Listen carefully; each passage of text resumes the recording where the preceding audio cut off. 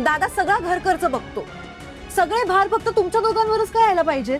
सगळं तुम्ही दोघांनीच का सांभाळायचं? मी पण कमवते, मी शेअर द्यायला तयार आहे. असं असेल ना, आम्ही देतोय, रेवती पण देते.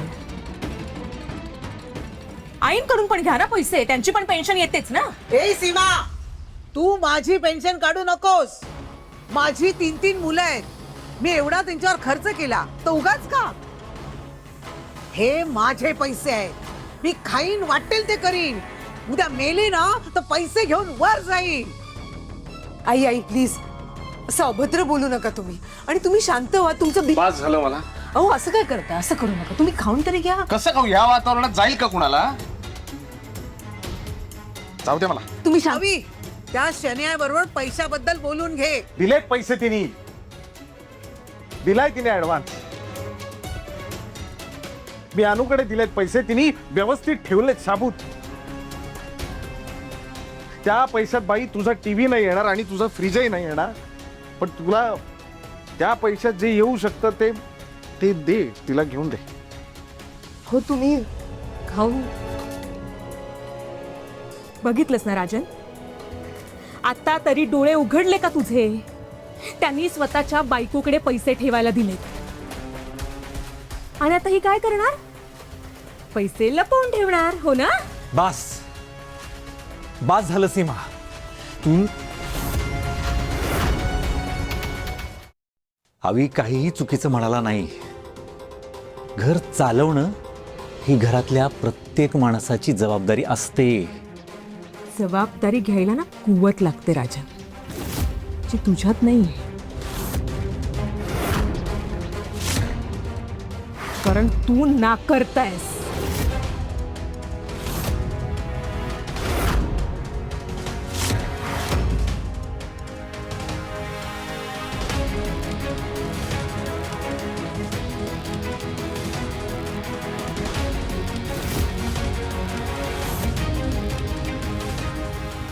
दादा राजन, राजन, सीमा, खबरदार माझ्या लेकाला काही बोलशील तर. तुमचा लेक आता माझा नवरा आहे आई.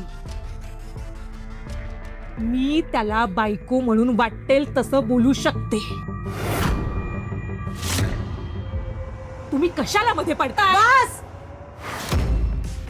कुणाशी बोलताय तुम्ही, काय बोलताय तुम्ही, याचं तरी भान ठेवा. तुमच्या आईच्या जागी असलेल्या तुमच्या सासूशी तुम्ही असं बोलताय. निदान आईंशी बोलताना तरी भान ठेवा जरा. कधीतरी स्वतःच्या तोंडावर ताबा ठेवा ना. तुम्ही तर सगळीच नाती विसरलात. सगळ्यांसमोर तुमच्या आईसारख्या सासूचा अपमान करताय, नवऱ्याचा अपमान करताय. का?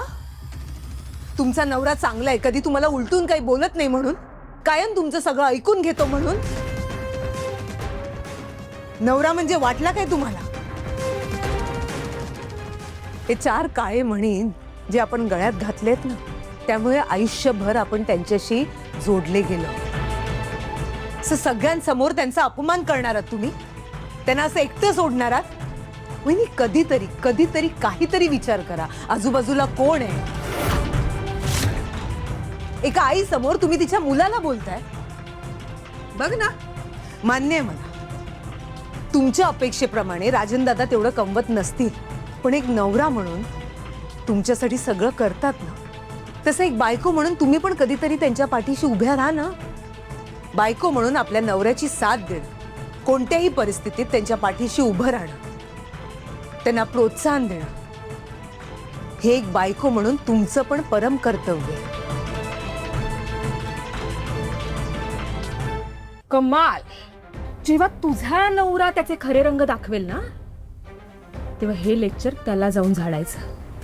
नाही, आणि मला पण बघायचंच आहे तू हे सगळं कसं फॉलो करतेस ते. तू पण इथेच आहेस आणि मी पण इथेच आहे.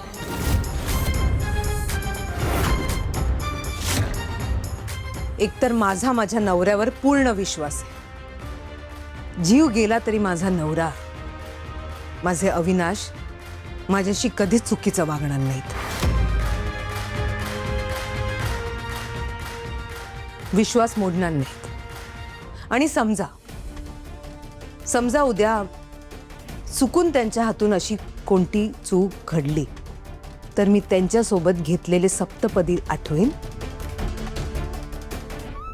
ती सगळी वचनं आठवेन आणि त्यांच्यासोबत खंबीरपणे उभी राहीन.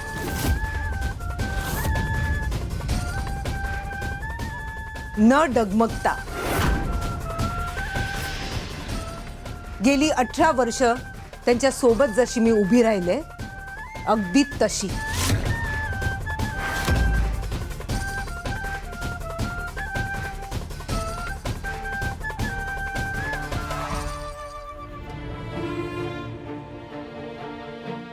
डबल डोअर घ्यावा की सिंगल डोअर? नाही, डबल डोअर महाग पडेल. सिंगल डोअरच घेऊ. 250 लिटर. काय लपवलंस? कुठे काय, काहीच नाही. पटकन सांग, आता काहीतरी लपवलंस तू. अरे काय नाही म्हटलं ना तुला. ऐक ना राजन, काही कर राजन, पण एक गोष्ट लक्षात ठेवायची, काहीही झालं तरी तू फ्रीज घ्यायचा नाही. हे माझं घर आहे सीमा. इथे मी काय करायचं हे तू मला सांगू नकोस. ठीक आहे, तुला जे करायचंय ते कर, पण त्याआधी ना स्वतःच्या भावाला जाऊन विचार, शनयाने दिलेल्या पैशांचं काय केलंस? तुझ्या बायकोने ते पैसे कुठे लपवून ठेवलेत विचारशील? आहे हिंमत तुझ्यात? ते काय तुझ्यासारखे नाही आहेत पैसे लपवून ठेवायला. हो. अरे मग गेल्या वेळेला तुझ्या भावाने आपल्या हक्काची जमीन परस्पर विकली, त्याचं काय? विसरलास ते? त्यातून आलेले पैसे त्याने घरासाठी खर्च केले होते आणि आत्ताही तो जे काही बोलला ना ते चुकीचं नव्हतं. तेव्हा काय करू मी या माणसाचं? सोडून दे. असं कसं सोडू? असं कसं सोडून देऊ? या घरावर माझाही हक्क आहे. मोठी सून आहे मी या घरची. आणि एक लक्षात ठेवायचा राजन, जोपर्यंत मला या घरावरचा हक्क मिळत नाही तोवर ना मी हे घर सोडणार ना तुला सोडणार, समजलं? आणि उरला प्रश्न त्या फ्रीजचा. जीव गेला ना, जीव गेला तरी तू तो फ्रीज घ्यायचा नाही म्हणजे नाही. आणि लक्षात ठेवायचं आहे,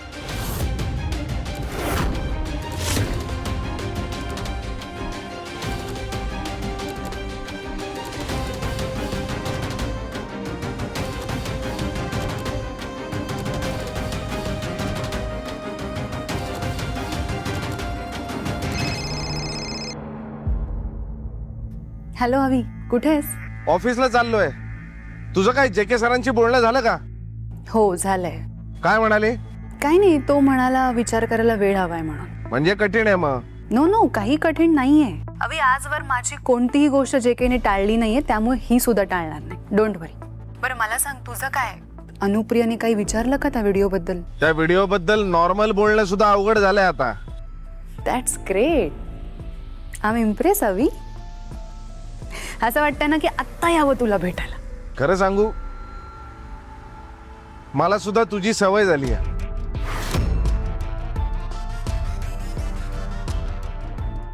माझी तुला सवय झाली आहे. मी राघव आहे का तुझा कलीग, तुला माझी सवय व्हायला? अगं तसं नाही, म्हणजे मी तुला मिस करतोय असं म्हणतोय मी. That's better. पण अवी आज आपल्याला नाही भेटता येणार रे. आणि आज तुझ्याशिवाय अख्खा एक दिवस काढायचा म्हणजे खूप डिफिकल्ट आहे माझ्यासाठी. सेम हिअर, माझ्यासाठी सुद्धा.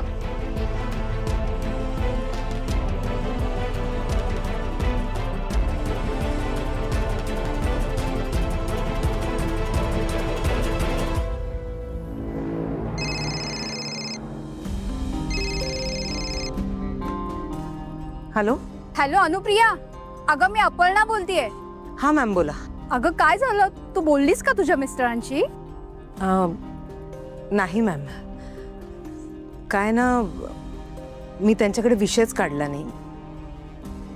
म्हणजे मला माहिती आहे की ते परवानगी देणार नाहीत, त्यामुळे मी तो विचारच सोडून दिला. अगं अनुप्रिया, तुला काय झालंय? प्रयत्न न करताच तू हार मानतेस? अगं एकदा तू बोलून तर बघ. मॅम पण अशी संधी पुन्हा पुन्हा येत नाही अनुप्रिया, म्हणून सांगते मी तुला. ग प्लीज, फक्त उद्याचा एकच दिवस आहे तुझ्याकडे. प्लीज मला तसं सांग, म्हणजे मला तसं पुढे कळवायला. ठीक आहे मॅम, ठेवते.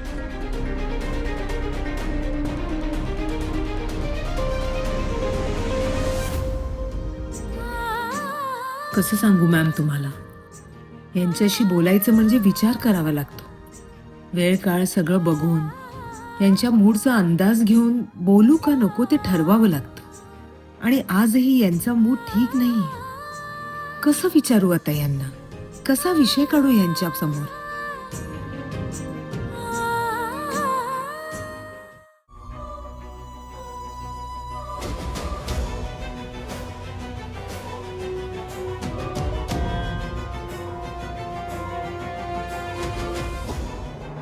सॉरी ट्रॅफिकमुळे लेट झाला रे. चल ना ऑफिसमध्ये जाऊ. चल. काय झालं आता, तू पण बोलणार नाहीस का माझ्याशी? हे असं वागणार आहेस का? अरे तू वागतोस ते भास्कन फोन करतोस, अनुवहिनींना देतोस, त्या तिकडून काय काय विचारतात. अरे त्या दिवशी चुकून काहीतरी बोलून गेलो असतो तर. नाही बोललास ना, व्यवस्थित केलंस ना, सगळं व्यवस्थित बोललास ना, झालं ना. मग आता काय हे यापुढे नाही येणार. का असं वागतोस तू? हे जे काही मी करतोय ते बिझनेस साठीच करतोय ना. बिझनेससाठी नक्की. म्हणजे तुला काय म्हणायचं? हे बघ अवी, हे जर JK सरांना कळलं ना तर बिझनेस सोड, तूही राहणार नाहीस. हे बघ, म्हणजे मला तुला टेन्शन द्यायचं नाहीये आणि तुझ्या पर्सनल गोष्टी ती पडायचं नाहीये, पण एक मित्र म्हणून तुझी काळजी वाटते म्हणून तुला एक गोष्ट विचारायची होती. हे जे चाललंय ना, हे कुठवर, म्हणजे काही विचार केलास का? माहित नाही मला. मग विचार कर.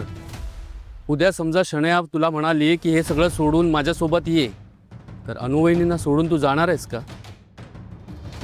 काही संबंधच येत नाही. कुठल्याही परिस्थितीमध्ये मी अनुला सोडण्याचा काही संबंध येत नाही. अरे अनु आहे म्हणून माझं आयुष्य आहे, माझं घर आहे, माझं कुटुंब आहे. अनुच्या जागी दुसरी कोणी असती ना तर एव्हाना मला, माझ्या कुटुंबाला वैतागून आम्हाला सोडून निघून गेली असती. पण अनुने असं कधी केलंही नाही आणि कधी करणारही नाही रे. कारण तिचं प्रेम आहे सगळ्यांवर, माझ्यावर, माझ्या कुटुंबावर. पहाटे उठते सगळ्यांच्या आधी.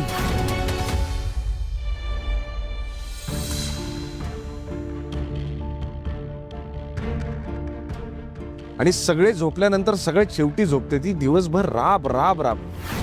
काय ना, अनु आहे म्हणून, फक्त म्हणून आणि म्हणून माझं घर आहे.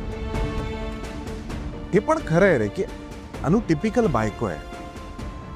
जनरली पुरुषांना डिक्टेटरशिप करणारी बाई आवडत नाही बघ. बायकांनी नाही सांगू आपल्याला की काय करायचं काय नाही. अनु एक्झॅक्टली तशी आहे. तिच्यात ते डिक्टेटरशिप वगैरे नाहीच आहे. ती आयडियल बायको आहे, माहिती आहे का तुला? मी उठ म्हटलं की ती उठते, बस म्हटलं की ती बसते. कधी कुठले प्रश्न विचारत नाही, कुठे चाललात, काय करताय, काही विचारत नाही. मी म्हणतो त्यात ती सुखी असते. सगळ्या गोष्टी अगदी परफेक्ट मला हव्यात तशा ती करते. एक टिपिकल हाऊसवाईफ आहे ती. अरे बेसिक गोष्ट सांगतो, बेसिक. तर त्या दिवशी मी तिला पैसे दिले, ते ॲडव्हान्सचे. तिला म्हटलं की बघ बाई, याच्यामधून तुला काही हवं असेल तर तू घे, तुझ्यासाठी घे. बायकांना हाऊस असते ना साडी वगैरे. तर ती काय म्हणाली मला माहिती आहे की नाही, ते एक भांडं खराब झाले, त्याचं हँडल खराब झाले, कुकर खराब झाले आणि ते पण मी रिपेअर करून घेते. इतकी टिपिकल आहे ती. आणि मला ना आता एवढ्यात जरा एक गोष्ट जाणवली आहे. या टिपिकल लाईफसाठी माझा जन्म नाही झाला आहे. माझा जन्म काहीतरी वेगळं करण्यासाठी झाला आहे. तू शनायाकडे बघ ना. शनायामध्ये जो स्पार्क आहे, जे ॲम्बिशन आहे, ते अनुमध्ये कधीच नाही आहे. अरे आम्ही in general quality time spend करायचा जरी विचार केला ना तरी आमच्यामध्ये घरचे विषय, मुलांचे विषय, आईचं BP, किती हप्ते द्यायचे, काय द्यायचंय घराचा, हेच विषय असतात. शनायचं तसं नाही रे. तिच्यात एक स्पार्क आहे, एक कॉन्फिडन्स आहे, एक इंडिपेंडेंट वुमन आहे. या सगळ्याचा जेव्हा मी विचार केला त्यावेळी मला एक गोष्ट कळली की मी अनुला डिझर्व करत नाही रे. माझ्या आयुष्यात कुणीतरी अशी व्यक्ती पाहिजे जी मला आयुष्यात पुढे घेऊन जाईल, जी मला आयुष्याचे वेगवेगळे रंग दाखवेल. जशी शनाया आहे. शनाया आयुष्यात आल्यानंतर किती बदल झालेत माझ्या आयुष्यात. बघ ना तू, माझा कॉन्फिडन्स, माझं जगणं, माझं वावरणं, लोकांमध्ये फिरणं, मीटिंग्स करणं, लोकांशी बोलणं, सगळं बदलतं रे. अनुबरोबर असताना ह्यातलं काहीच नव्हतं झालं. त्यामुळे मला असं वाटतंय की Shanaya is the one. Shanaya ती मुलगी आहे जिने माझ्या आयुष्यात असावं. नाही, तुला पटो किंवा न पटो, पण मला हे असलं भिकारडा आयुष्य जगण्याचा कंटाळा आलाय. देव आपल्याला एक आयुष्य देतो रे, ते कसं जगायचं याचे संपूर्ण अधिकार देव तुमच्यावर सोडतो. पण त्याच्यामध्ये चांगलं वाईट हे तुम्ही तुमचं ठरवायचं असतं. पण ते आयुष्य तुम्ही चांगलं जगा याचसाठी तर दिलंय देवानी, आणि मग मी तेच करतो. याच्यात चुकतंय कुठे माझं? हे तू बघ ना, आता मी माझी सगळी स्वप्न पूर्ण करणार. जे जे मी ठरवलं होतं ना ते सगळं मी करणार. चांगलं आहे. आणि यासाठी मला ऑब्व्हियसली शनायाची मदत लागणार ना. पण जे काय करशील ना ते जपून कर, एवढंच सांग. जपूनच करणार रे. आता शनाया ऑफिस जॉईन करते, संपला विषय, सगळं नॉर्मल होणार एकदम. चल, पाऊस वाढलाय.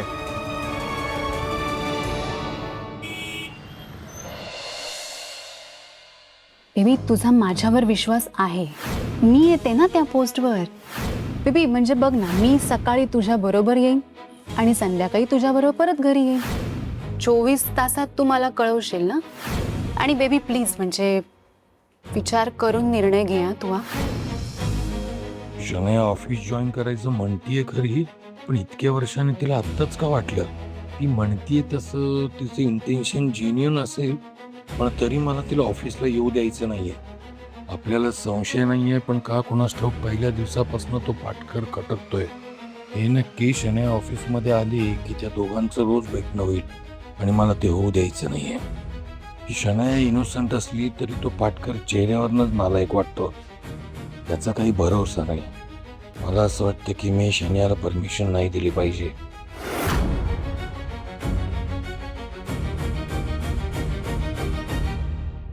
मला माहिती आहे जे के मला नाही म्हणूच शकणार नाही.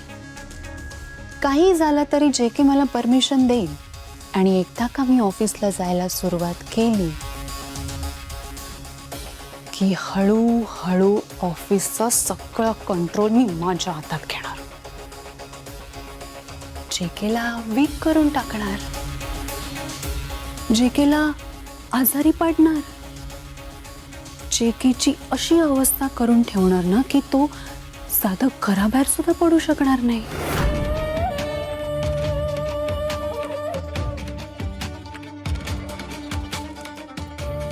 हॅलो डॉक्टर साठे, मी शनाया बोलते, शनाया अधिकारी. मी काय सांगते ते नीट ऐका.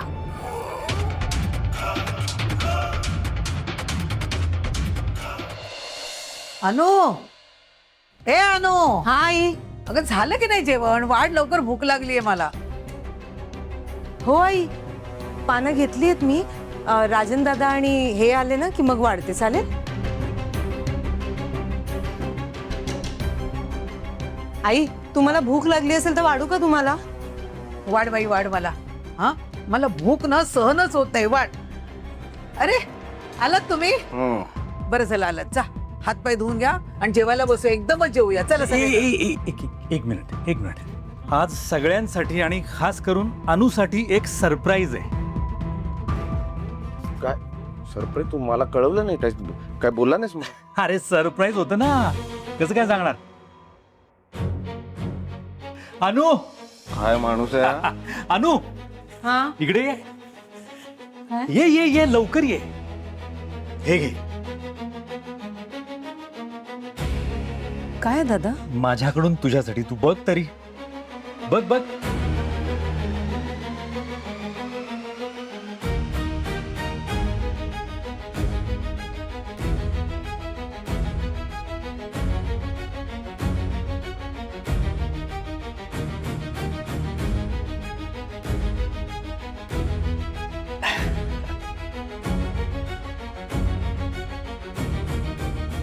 नवीन फ्रीज?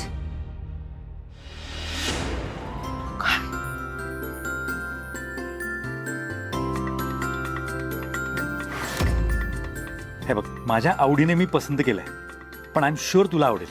दादा हो पण अगं गिफ्ट आहे माझ्याकडून तुझ्यासाठी. हो पण कशाला? अगं रक्षाबंधन येत आहे, इन ऍडव्हान्स तुझ्यासाठी गिफ्ट आहे. अरे दादा ऐक ना. अजिबात नाही, आमच्या बहीण भावामध्ये कुणीही मध्ये बोलायचं नाही. अरे असं नाही दादा, मी तुला असं सहज म्हणालो होतो एवढं. अरे तू असंच म्हणालास ना, त्यामुळे का होईना पण मी बाहेर जाऊन फ्रीज बुक करण्याचं धाडस तरी केलं. तू अजिबात टेन्शन घेऊ नकोस. माझ्याकडे थोडे पैसे होते सेव्ह केलेले, ते भरले आणि आता बाकीचे पैसे इन्स्टॉलमेंट मध्ये हळूहळू भरून टाकेन.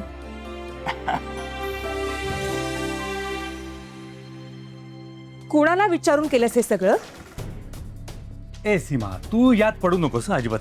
आणि तुला जर हे पटलं नसेल ना, तर तू त्या फ्रीज मधलं पाणी पिऊच नकोस ना. तुझ्यासाठी काय, आपण हा जुना फ्रीज आहे अँटिक, तो ठेवूया खास तुझ्यासाठी.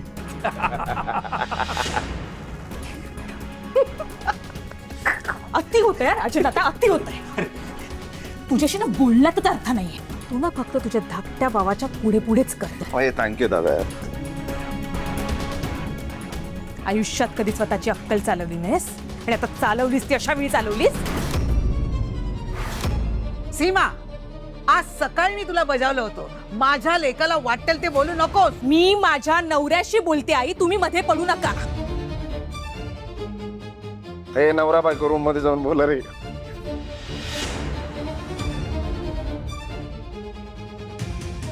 खरं तर ना मला तुमच्याशीच बोलायचं. Yes please. लाज नाही वाटत तुम्हाला? सीमा, थांब. तुम्हाला सगळं चांगलंच माहिती होतं ना, राजनचं इन्कम काय आहे माहित होतं ना, तरीही त्याला फ्रीज घ्यायला भाग पाडलं नाही. आणि एवढंच होतं ना भाऊजी, तर स्वतःच्या बायकोला सांगायचं होतं ना फ्रीज घ्यायला. आणलं असता त्याने माहेरून. मी तर म्हणते माहेरून कशाला, थोड्याच दिवसात नोकरी लागणार आहे ना तिला.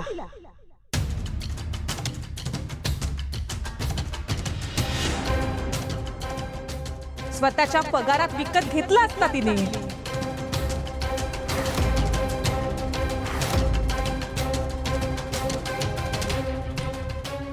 देवा, माझ्या जॉबचा विषय यांच्यासमोर असा यायला नको होता.